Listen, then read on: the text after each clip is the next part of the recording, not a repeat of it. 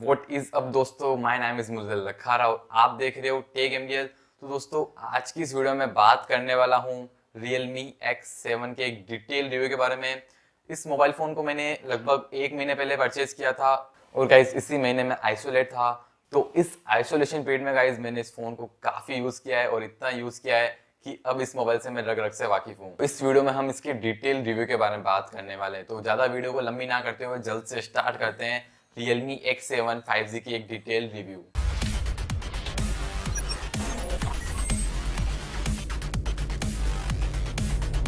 तो गाइस सबसे पहले हम बात करने वाले हैं इसके प्रोसेसर के बारे में, क्योंकि गाइस मैं मोबाइल फोन में सबसे ज्यादा प्रायोरिटी या फिर सबसे ज्यादा प्रेफरेंस देता हूं प्रोसेसर को, और इसीलिए हम सबसे पहले बात करेंगे प्रोसेसर के बारे में।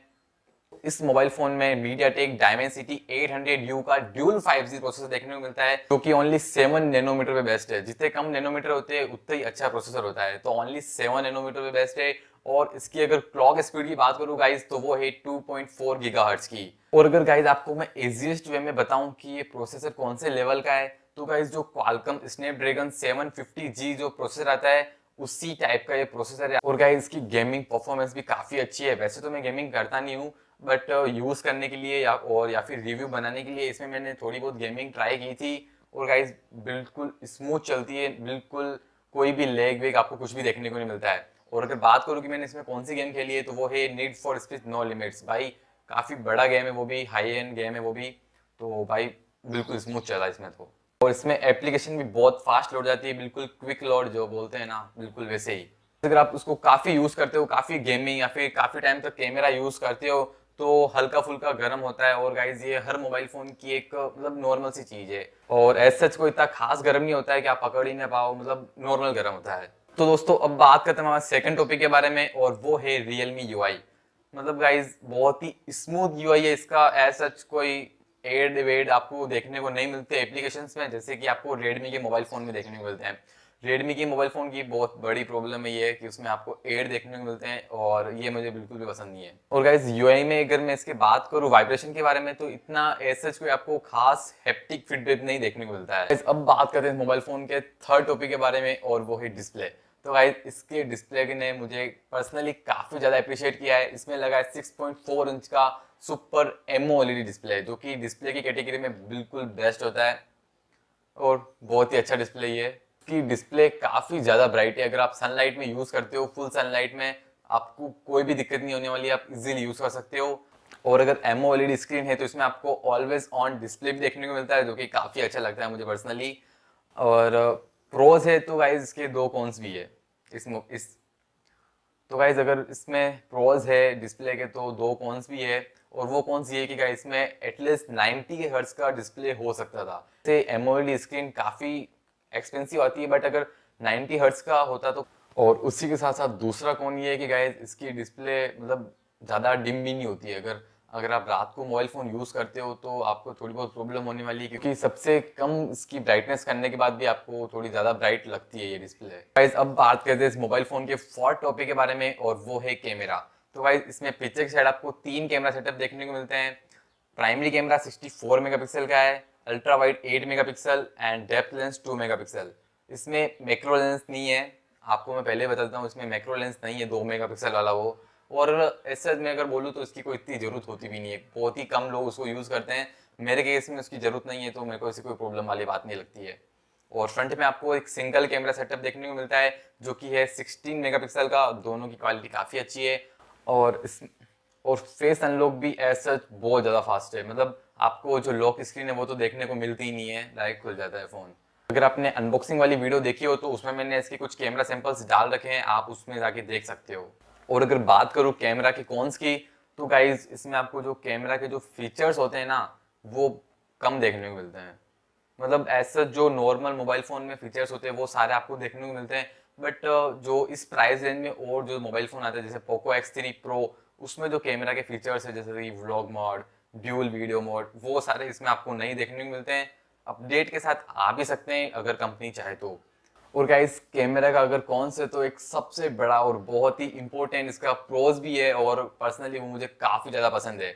जैसे अगर आप कैमरा यूज़ करते हो तो इसकी एक बाउंड्री बनती है लाइट की, जिससे कि आपको पता चल जाए कि कैमरा एक्चुअल में यूज हो रहा है। और गाइज ये एक बहुत ही इंपॉर्टेंट फीचर है, अगर कोई भी एप्लीकेशन बैकग्राउंड में कैमरा अगर यूज करती है तो आपको पता चल जाएगा कि। तो गाइज अब बात करते हैं हमारे फिफ्थ टॉपिक के बारे में, और वो है चार्जिंग एंड बैटरी के बारे में। तो गाइज इस मोबाइल फोन में आपको देखने को मिलती है 4310 mAh की बैटरी। सुनने में आपको काफी कम लग रही होगी, बट और गाइज इस बैटरी के साथ अगर मैं सुपर हैवी यूज करूँ ना गाइज, फिर भी एक दिन का बैटरी बैकअप मुझे आराम से दे देती है। और अगर नॉर्मल हैवी यूज करूँ तो 2 दिन का बैटरी बैकअप मुझे इसमें मिल जाता है, जस्ट बिकॉज गाइज इसमें सुपर एमोलेड स्क्रीन है और वो काफी कम बैटरी कंज्यूम करती है, तो इससे काफी अच्छी चल जाती है इसकी बैटरी। और गाइज इस बैटरी को चार्ज करने के लिए इन बॉक्स आपको देखने को मिलता है 65 वोट का एक super dart adapter, but mobile phone only 50 vote को सपोर्ट करता है, मैं आपको पहले ही बता देता हूँ। तो मोबाइल फोन आपको 50 वोट की स्पीड से चार्ज होगा आपका मोबाइल फोन। गाइज बात करूँ इसके चार्जिंग टाइम की, तो वो है गाइज लगभग 1 घंटा, फिक्स 1 घंटा लगता है इसको फुल चार्ज होने में, और कंपनी क्लेम करती है 46 मिनट। गाइज बिल्कुल भी नहीं होता है 46 मिनट में, मैंने काफी बार अलग अलग तरह से ट्राई कर लिया, बट 46 मिनट में गाइज चार्ज होता ही नहीं, एटलीस्ट 50 मिनट में भी चार्ज नहीं होता है। 1 घंटा इसको फिक्स चाहिए होता है फुल चार्ज होने में। और अगर बात करूँ 0 से 50 चार्जिंग में, तो कंपनी क्लेम करती है 18 मिनट, बट होता है लगभग 22 मिनट में 0 to 50 चार्ज हो जाता है ये मोबाइल फोन। और गाइस अगर बात करूँ इसके स्टोरेज टाइप की, तो इसमें आपको देखने को मिलता है UFS 2.1, जो कि मुझे काफी ज्यादा डिसअपॉइंट किया गाइस। एटलीस्ट 2.2 तो होना ही चाहिए था इस प्राइस रेंज में, अगर कंपनी इसको एक फ्यूचरिस्टिक मोबाइल फोन बोलती है तो। गाइस अब बात करते हैं इस मोबाइल फोन के 7 टॉपिक के बारे में, और वो है कनेक्टिविटी। कनेक्टिविटी की वजह से अगर मैं बात करूँ तो ये मोबाइल फोन आपको देखने को मिलता है ड्यूल 5G, मतलब कि इसमें आप 2 5G की सिम लगा सकते हो। अगर बात करूँ 5G बैंड्स की, तो ओनली 2 5G बैंड देखने को मिलते हैं, मतलब एटलीस्ट 5 से 6 बैंड तो होने चाहिए थे, क्योंकि अभी पता नहीं है कि 5G कौन से बैंड पे आएगा। वैसे कंपनी बाद में अपडेट के साथ इसमें और भी बैंड डाल सकती है, तो ऐसी कोई घबराने वाली बात नहीं है। और गाइस अगर स्पीकर की बात करूं, तो इसमें आपको एक सिंगल स्पीकर देखने को मिलता है, एटलीस्ट ड्यूल स्पीकर होना चाहिए था यार, मतलब 20,000 के प्राइस में आपको ड्यूल स्पीकर बिल्कुल आसानी से देखने को मिलता है। और गाइस अब तो 12 से 13 हजार के जो मोबाइल फोन होते हैं उनमें भी आपको ड्यूल स्पीकर देखने को मिलता है, इसमें ओनली एक सिंगल स्पीकर है। स्पीकर की क्वालिटी काफी अच्छी है, क्लियर है, लाउड है, बेसी है, बट फिर भी ना गाइस ड्यूल स्पीकर होना चाहिए था। एट द एंड अगर हम बात करें इसके बिल्ड और क्वालिटी के बारे में, तो सबसे पहले मैं बात करना चाहूंगा इस कवर के बारे में। बहुत ही बेकार सा जो लोकल मार्केट का जो कवर मिलता है ना 50 रुपीज वाला, उससे भी बेकार कवर बोलूंगा, बिल्कुल लो। रियलमी के मोबाइल के साथ कवर अच्छे आते हैं कवर, बट इतने ज्यादा खराब भी नहीं आते हैं। हमारे पास 3 रियलमी के मोबाइल फोन है और तीनों में इतना बेकार कवर तो नहीं है उसमें, ये कुछ ज्यादा ही बेकार डाल दिया कंपनी ने। और अगर बात करूँ गाइस, तो इसमें आपको पीछे प्लास्टिक बैग देखने को मिलता है। गाइस देखो इसके प्रोस भी है कॉन्स भी है, और ग्लास बैग के भी कॉन्स भी है और प्रोस भी है, तो मतलब कुछ कह नहीं सकते इसके बारे में, आपको कौन सा पसंद है। और प्लास्टिक बैग होता है तो फोन काफी ज्यादा स्लिम हो जाता है और फोन हल्का भी हो जाता है, तो मेरे लिए तो अच्छा ही है, बट स्क्रैच लग सकते हैं, तो आप इसको कवर के साथ ही यूज करना, और हो सके तो इस पे आप लेमिनेशन लगवा देना। और दूसरी बड़ी प्रॉब्लम भी गाइस बैग में ही है कि ये जो बड़ा सा लिखा है डे टू लीव, गाइस इसकी कोई जरूरत नहीं थी इतने बड़े लिखने की। पर्सनली मुझे पसंद है इसलिए मैंने ये वाला कलर मंगाया, बट मैंने काफी लोगों से इसका ओपिनियन लिया, बट ये जो लिखा है ना डे टू लीव बड़ा सा, ये किसी को भी पसंद नहीं आया। आई थिंक ये कंपनी को नहीं लिखना चाहिए, क्योंकि ये इतना अच्छा नहीं लगता है। और सबसे लास्ट में मैं बात करूंगा गाइस सबसे बेकार बिल्ड क्वालिटी प्रोडक्ट के, जो कि इन बॉक्स आपको देखने को मिलता है ये 3.5 mm का एडेप्टर। बहुत ही बेकार क्वालिटी का एडेप्टर है, मतलब गाइस जो ये देखो, ये लोकल मार्केट में मिलता है ये वाला एडेप्टर, और इसमें ये मेटल टिप लगी हुई है, बट इसमें ये प्लास्टिक टिप ही लगी हुई है ऊपर। और अगर आप कंपनी का परचेज करते हो रियलमी से, तो इसकी प्राइस है 300 रुपीज। और तो गाइस बस इतनी सी थी वीडियो, यही थे कुछ इसके प्रोज और कॉन्स, और यही था इसका एक डिटेल रिव्यू। और अगर आपको भी अंडर 20,000 अगर कोई 5G मोबाइल चाहिए, अगर बेस्ट 5G मोबाइल, तो आप इसे कंसिडर कर सकते हो।